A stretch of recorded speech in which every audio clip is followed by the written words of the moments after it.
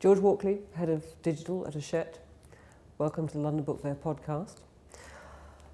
Now, strategies for transformation is the theme of this year's digital conference at London Book Fair, transforming publishing, of course, and also transforming our readers. Your session is about transforming the business. What are the implications of the digital future on traditional roles in publishing, those of the editor, for example? I think that the change that we're going to see is going to be quite far-ranging. Up until now, there's been a lot of digital innovation going on in publishing, but it's perhaps tended to be at the leading edge with specialist teams rather than at the core of the business. And I think that the challenge that a lot of publishers face is putting digital at the heart of what they do.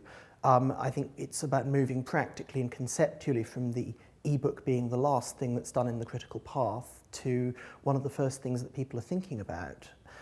That's something that will touch almost every department within the business. Certainly editors will be thinking much more about tagging and marking up books at the editorial stage. Production departments will see wholesale change. We'll see very significant change in how products are promoted digitally, and that promotion will be both promoting ebooks but also promoting physical books through digital channels. And then, finally, I think sort of commercial finance departments, royalties departments will have to get used to added complexity in their lives, keeping track of a wider range of products through a wider range of channels and ensuring that authors are appropriately paid for their work. At the moment, we've got lots of different platforms, which is confusing for consumers. Do you think the iPad is going to be the iPod moment of publishing? I'm not convinced. If by an iPod moment you mean the moment that the music industry tipped from sort of physical to digital, I don't think the iPad is quite that. I think that the iPad is an extraordinary device. It's an exceptionally exciting device. As you say, I think that at the moment there's quite a lot of variance in the market. Obviously, we'll see the iPad.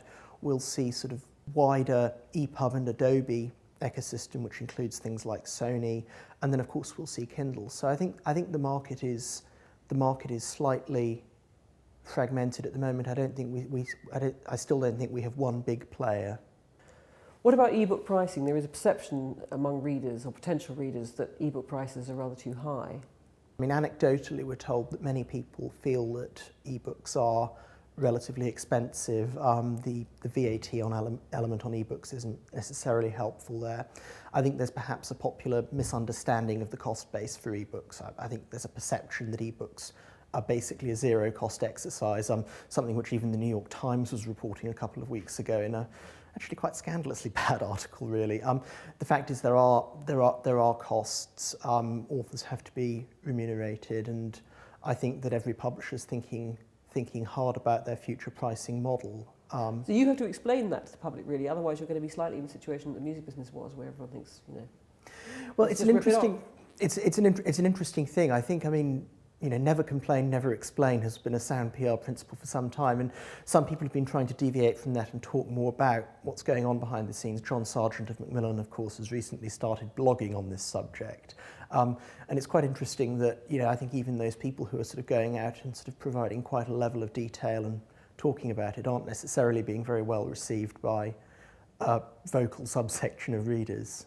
What about piracy, which of course does rather obsess publishers? It is a serious issue, but it's not something the public wants to hear about. How serious a threat is it?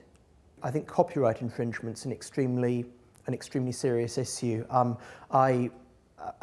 We at Hachette, we've done quite a lot of work trying to sort of gauge the incidence of copyright infringement.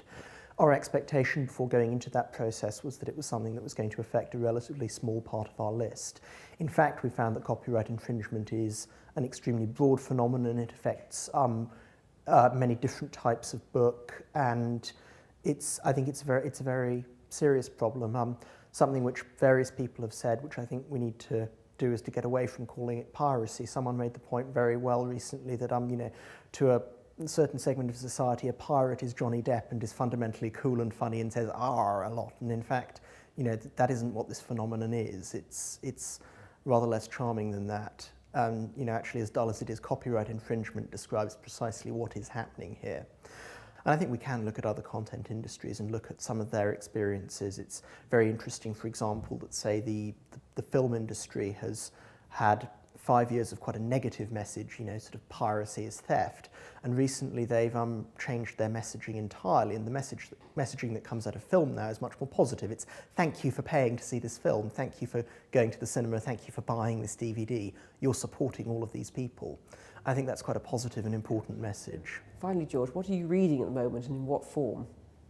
At the moment I'm reading an absolutely splendid book called Absinthe and Flamethrowers by a man called William Gustell, and it's a book about risk. It's a book about dangerous things and taking risks, and why actually within some limits that's a very good thing for us to do in our lives. And I'm reading it through Kindle. I'm reading it through the Kindle iPhone application, which I will praise to the rafters, because for me it's been a huge boon in my life to have rediscovered serendipitous reading.